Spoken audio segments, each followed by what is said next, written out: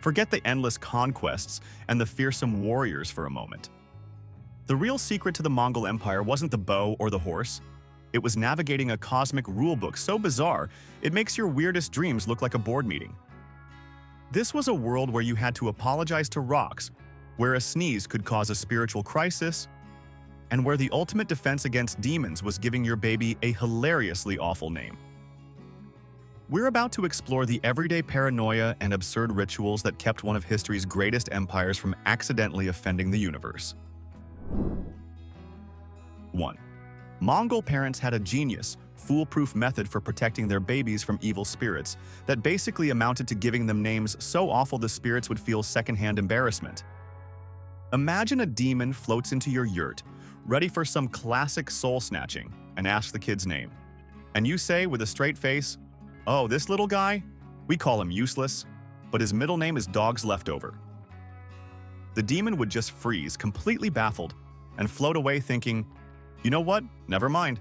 These people clearly have enough problems." It was the ultimate supernatural catfish, making your precious child sound like a total lemon to keep them safe. 2. In Mongolia, you couldn't just crack open a refreshing bowl of fermented horse milk and start chugging. Oh no, that would be rude. First, you had to serve the entire universe a tiny appetizer. You dip your finger in and flick a little bit of the drink in all 4 directions, one up to the sky and one down to the ground. It was a cosmic cover charge. You had to make sure the wind, the dirt, and that one weird-looking cloud all got their share before you did. Imagine having to pour one out for your homies, but your homies are literally everything that exists. It's the most complicated round of drinks ever. 3. A Mongol warrior's pre-battle prep was 1 part heartfelt bonding and 2 parts just plain weird. He'd lean in and whisper sweet nothings into his horse's ear, probably promising it extra oats if it didn't trip over a rock. Then came the spa treatment. He'd slather fermented mare's milk on the horse's forehead and back. You have to picture the horse's internal monologue here. "Okay, pep talk, I get it. But now we're doing the sticky yogurt thing again? Seriously, Steve?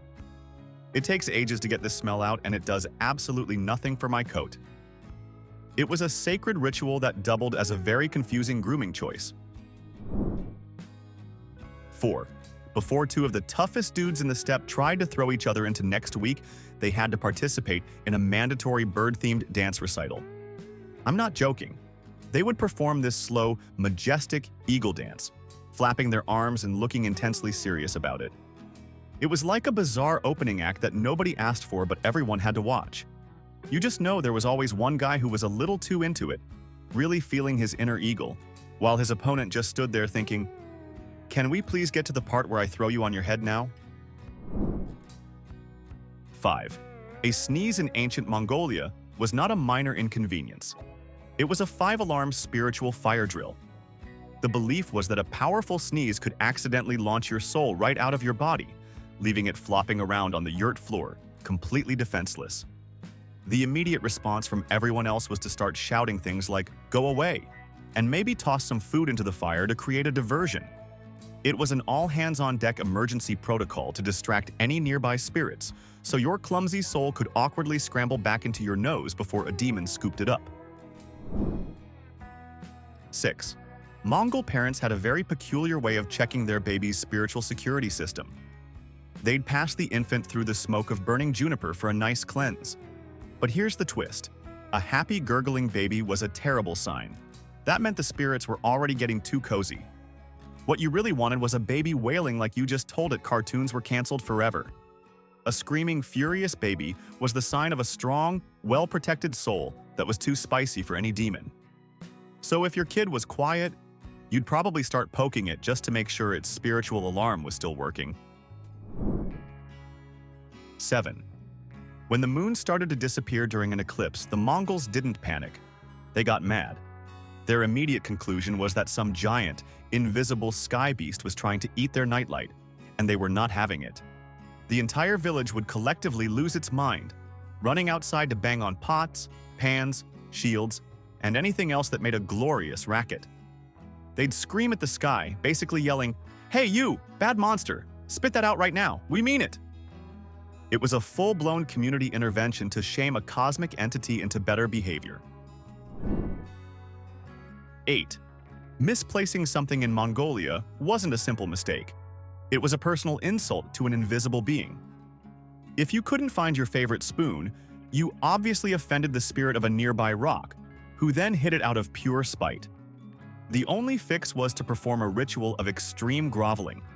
You'd have to walk in a circle, chuck some stones over your shoulder, and apologize profusely to the air. "Oh, mighty spirit of this general area, I am so sorry for whatever I did. Please, can I have my spoon back? I'll be good, I promise." It was a lost and found system based entirely on sucking up to petty, invisible forces. 9. For the Mongols, outsmarting evil spirits was less about complex magic and more about just being really, really weird. Before a big festival, they'd flip their hats inside out and wear them backward. The goal wasn't to start a bizarre new fashion trend, but to completely short-circuit a demon's brain. Imagine an evil spirit, all ready to cause some trouble, seeing a whole camp of people wearing their hats wrong. It would just stop, utterly confused, its evil plans grinding to a halt. It's the spiritual equivalent of a computer error message. Does not compute. Fashion protocol 404 not found. Aborting mission. 10. Sewing in ancient Mongolia was a high-stakes negotiation with your tools. Before you started, you had to poke the needle into a piece of wool 3 times and then whisper sweet nothings to it, basically asking it not to get any funny ideas and curse you. This implies that needles were considered tiny, sentient, and potentially very spiteful objects. If you forgot the pleasantries, that needle would 100% conspire against you, making sure you pricked your finger on every single stitch. You had to be on good terms with your sewing kit, or your new pants would come with a side of supernatural revenge. 11. You couldn't just start a feast in a Mongol yurt. You had to get clearance from the spectral management first. Someone had to clap 3 times, then loudly announce the entire menu to the spirits who were presumably just hanging out, invisibly. Attention, ghosts! Tonight's special is roasted mutton with a side of mare's milk. Then, everyone would stare at the fire. If it made a nice popping sound, that was the spirits giving a 5-star review, and you could eat. If the fire stayed silent, awkward. It meant the ghosts hated your cooking, and you might have to order supernatural takeout instead. 12. If you had a weird dream in Mongolia, say you dreamt of a squirrel wearing a tiny hat, you didn't just forget about it. You immediately scheduled an appointment with the local shaman, who was basically a dream therapist with a flair for pyrotechnics. He'd wave some smoke over your head and then proceed to read your dream with the confidence of a weatherman predicting sunshine. That squirrel in a hat? Obviously, it meant your neighbor was planning to borrow your best horse without asking. The interpretations were wild, specific, and probably 50% just creative guesswork. 13. Before setting off on a journey, Mongols had their own version of a magical weather forecast. They'd burn some special herbs and watch the smoke to summon favorable winds. But it was a pass-fail test. If the smoke drifted off to the east, that was a cosmic nope. The universe was telling you to stay home, cancel your plans, and maybe regrout the yurt. But if the smoke went straight up, that was the spiritual green light. The gods had approved your travel itinerary, and you were clear for takeoff. It was a simple, yet terrifyingly binding way to plan your trip. 14. Entering a sacred Mongol camp was like going through the world's most intense security checkpoint. Instead of metal detectors, you had to walk between 2 massive, roaring bonfires. This wasn't for warmth. It was a mandatory spiritual car wash designed to burn off any bad vibes or clingy evil spirits you might have picked up on the road. And you better believe the flames were judging you. If they leaned in your direction as you passed, it was a clear sign you were extra spiritually grimy. Sir, please step aside for additional cleansing. You've got way too much bad juju on you. 15. Crossing a river for the first time was a big deal, and it required name-dropping the most powerful person you knew, your grandma. The ritual involved splashing some river water on your forehead and then whispering your grandmother's name. Apparently, all water spirits were terrified of, or at least deeply respected, grandmothers. It was like a secret password to get you across safely. The river spirit would hear the name and be like, "Oh, you're Gertrude's grandson. My mistake, go right on through and tell her I said hi." It was the ultimate supernatural, I know a guy move. 16. A Mongol archer didn't just use his bow, he had to romance it first. To tune a new bow, he'd take it out under the moonlight, rub it down with horse sweat, the official cologne of ancient warriors, and then sing to it. Yes, a full-on serenade for a piece of wood. The idea was to spiritually bond with the weapon, to make it an extension of his soul. You just have to wonder what kind of songs a bow likes. Is it into power ballads? Upbeat folk tunes? It was a process that was equal parts mystical and just deeply, deeply weird. 17. For the Mongols, the end of a season wasn't just a change in the weather. It was a formal farewell party for the seasonal spirits. The entire family would gather and clap in the 4 cardinal directions, basically giving a round of applause to the spirit of summer for a job well done. It was like the closing credits of a season, complete with a standing ovation. And the best part? If a gust of wind blew during the ritual, they'd all nod knowingly, convinced the spirits were waving back. It wasn't just a breeze, it was supernatural applause. A ghostly high five for appreciating their hard work of making things hot or cold for 3 months. 18. Naming a baby in Mongolia was less a family decision and more like a focus group with the cosmos, led by a shaman. The shaman would burn something smelly, stare at the smoke shapes, consult the stars, and then propose a name. But this wasn't final. They had to wait for spiritual feedback. If the baby sneezed at the wrong time or a dog barked next door, it meant the spirits vetoed the name. Sorry folks, the universe thinks Brave Eagle is a terrible choice. Let's try Slightly Damp Rock instead. This could go on for a while. Imagine having to rebrand yourself 3 times before you could even walk. 19. Taking down a yurt was not a simple chore. It was a high-stakes, reverse IKEA challenge with dire spiritual consequences. You had to dismantle it in a very precise, counterclockwise order, starting with the roof ring. If you messed up and, say, took down a wall panel before its designated turn, you weren't just being inefficient.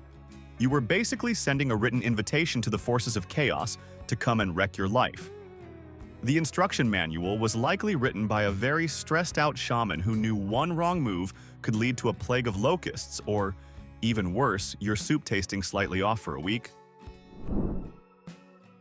20. Before embarking on a big trip, Mongols performed a ritual that looked like a very clumsy attempt at a magic trick. They would sprinkle a line of flour at the door of their yurt, then walk through it backwards. The final test was the trip itself, literally. If you stumbled or tripped while walking backwards through the flour, that was it. Trip canceled. The universe had spoken and it said, "You are far too clumsy for this journey. Stay home and practice not falling over." It was a simple, effective, and slightly embarrassing way to get travel advice from the cosmos. 21. When a family moved into a new yurt, they couldn't just unpack their stuff. The head of the family had to perform a real estate blessing, step style.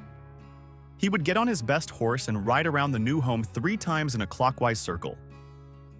This wasn't just for showing off his riding skills. It was a formal declaration to all local spirits.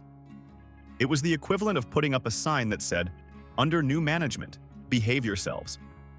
This sacred circling marked the territory and let every ghost, ghoul, and goblin know that this particular patch of grass was now taken.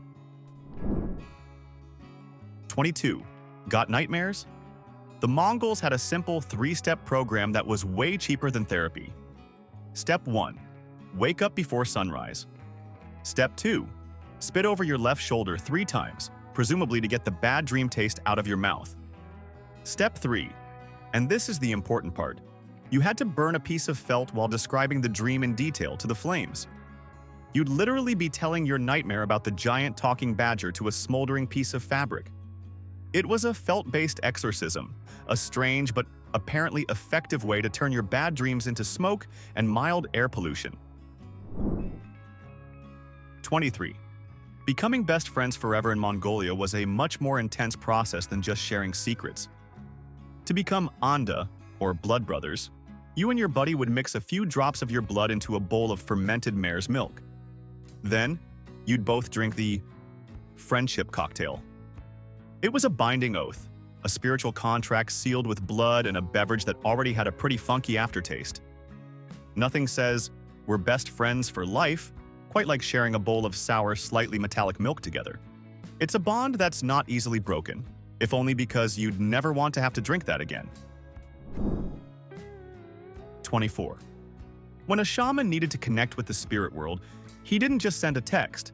He would start dancing around a fire in wild, dizzying circles, spinning faster and faster until he literally collapsed from exhaustion. This wasn't just a party trick. This was his Wi-Fi password to the great beyond.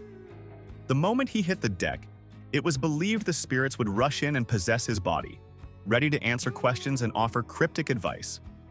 It was a spiritual connection, achieved through sheer, unadulterated cardio.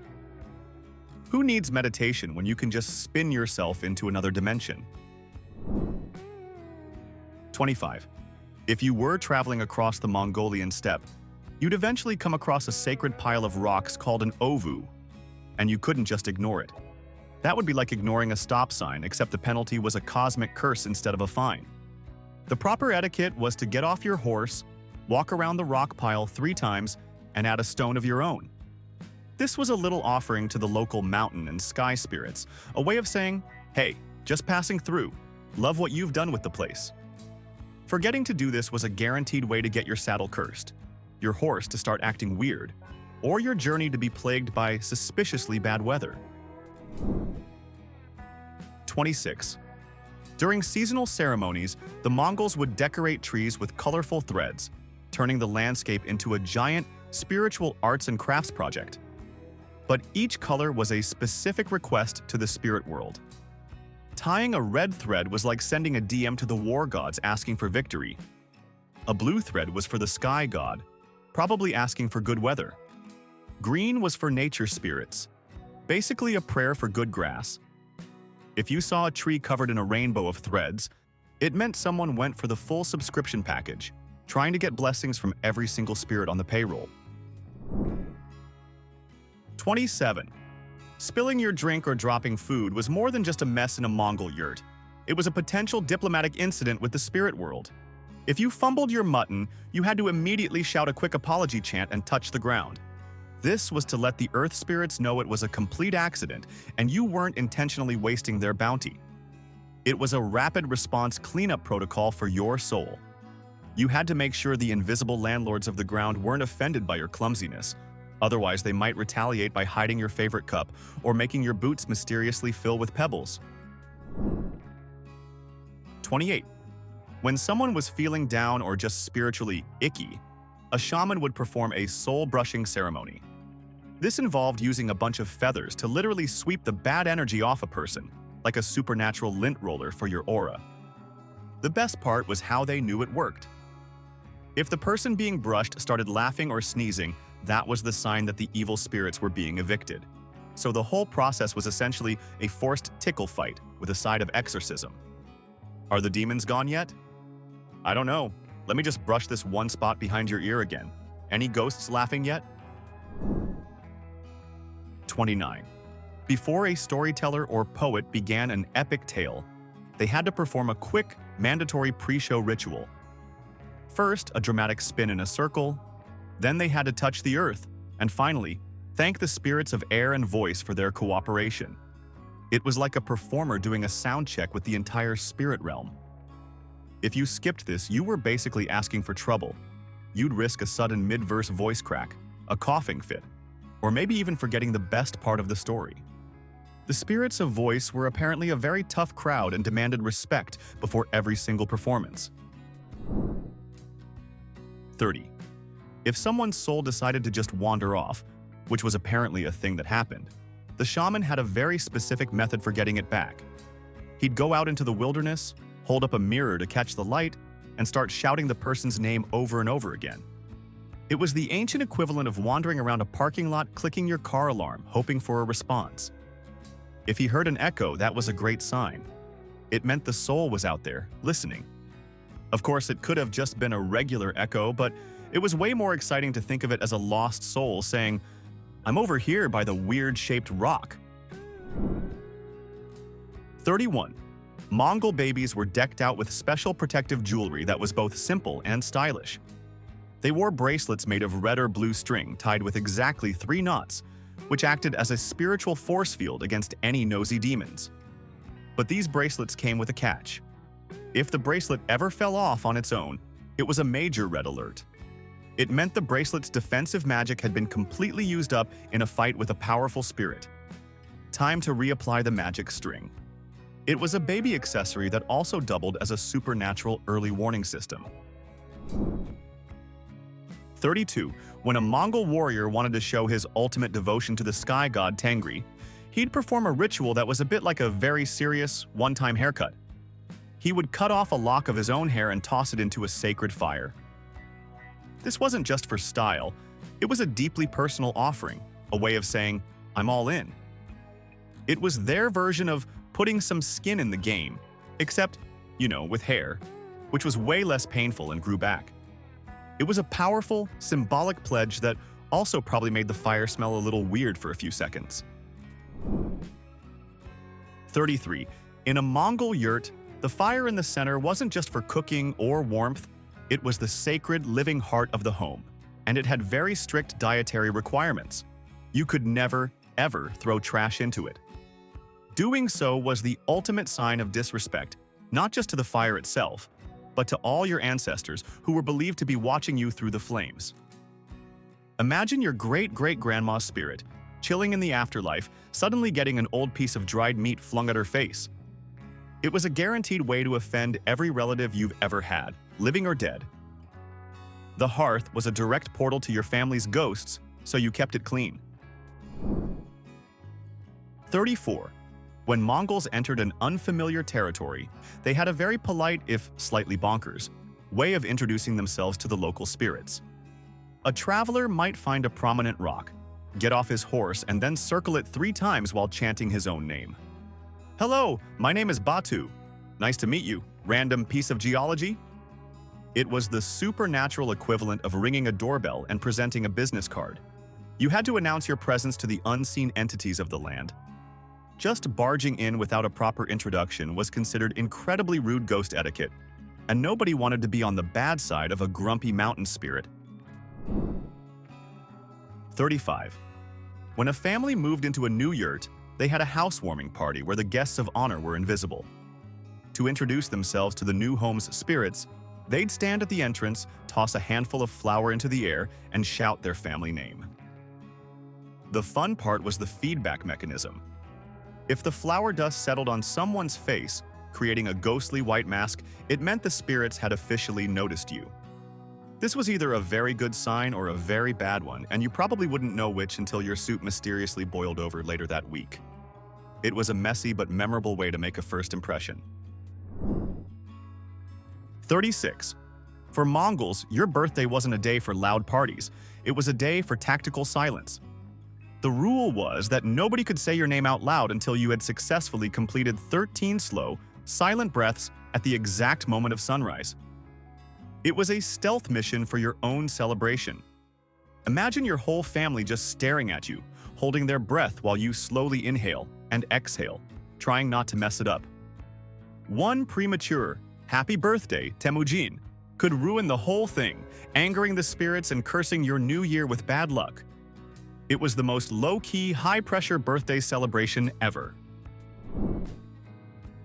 37. Getting a new tool in ancient Mongolia, whether it was an axe or a spade, came with a mandatory deghosting process. Before you could use it, you had to tap it on the ground 3 times and mumble a quick blessing. This wasn't to test its durability, it was to exorcise any leftover spirit from its previous owner. Apparently, tools could carry the spiritual baggage of whoever touched them last.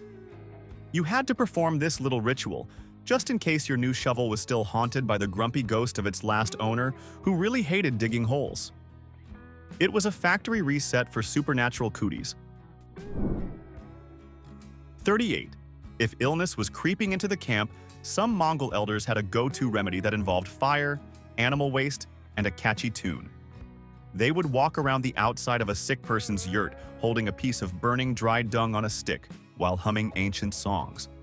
The smoke was believed to scare off the sickness spirits. But the real drama was in the smoke's behavior. If the foul-smelling smoke seemed to follow one particular person around the circle, everyone would give them the side eye. That person was clearly the cursed one, the juju magnet attracting all the bad vibes. Talk about being singled out. 39. A new saddle wasn't ready for a horse until it passed the sacred cheese test.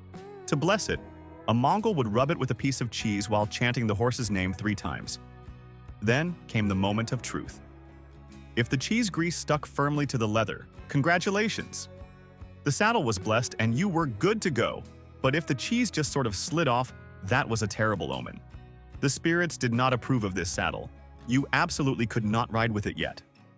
It was a critical safety inspection where the main variable was the stickiness of dairy products. 40. At moonrise, some Mongol families would perform a synchronized greeting ceremony for the moon. They'd all stand outside, face the moon, and clap in unison while whispering their secret wishes to it. It was like a very quiet, very polite celestial fan club meeting. But there was one major rule. You couldn't yawn. A yawn was a sign of boredom, and the last thing you wanted to do was bore the moon spirit. If the moon got bored, it might not grant your wishes. So everyone had to stand there clapping rhythmically, trying desperately to suppress any hint of sleepiness, lest they offend the big cheese in the sky. 41. To get a little heads up on an approaching storm, some Mongols had a simple, low-tech weather prediction system. They would light a candle for a bit of ambiance, then take a stick of wood and carefully try to balance it upright in the ground. Then, everyone would just stare at it. If the stick stayed standing, you were probably fine. But if it fell over, that was a clear sign from the universe to batten down the hatches and stay inside. The stick had spoken. It was a system that relied 50% on subtle ground vibrations and 50% on the sheer, unadulterated willpower of a piece of wood. 42. Before a long journey, some families would clear their yurt of any lingering bad luck with a ritual that looked like a very strange game of hide-and-seek. People would literally crawl under their own beds, then circle the inside of the yurt, and finish by knocking on each of the wooden poles supporting the structure. It was a full-body spiritual cleanse of their living space. You have to imagine a neighbor peeking in and seeing the entire family crawling around on the floor and tapping the walls, and just slowly backing away, deciding to come back later. It was weird, but if it kept you safe on the road, who's to judge? 43. During special meals, Mongols made sure their invisible guests were also served. A prime piece of meat would be chosen, and someone would hold it up and wave it in the air, offering it to the spirits who were presumably floating around the yurt feeling hungry. This wasn't just a symbolic gesture. The ghost meat was then either burned in the fire or buried outside. You couldn't just put it back on the platter. That would be like taking food back from a guest. After all, nobody wants to deal with hangry ghosts. They're apparently much worse than regular ghosts. 44. The most sacred and unbreakable oath a Mongol could make was to swear under the eternal blue sky. This wasn't like crossing your fingers and hoping for the best. This was a direct contract with the supreme deity, Tengri, and it came with a terrifying no-refunds policy. If you made an oath to the sky and then lied, it was believed Tengri himself would personally strike you down with a lightning bolt or some other dramatic act of divine fury. There were no do-overs, no appeals, and no, I was just kidding. It was the ultimate way to make sure someone was telling the truth, because the consequences were cosmically severe.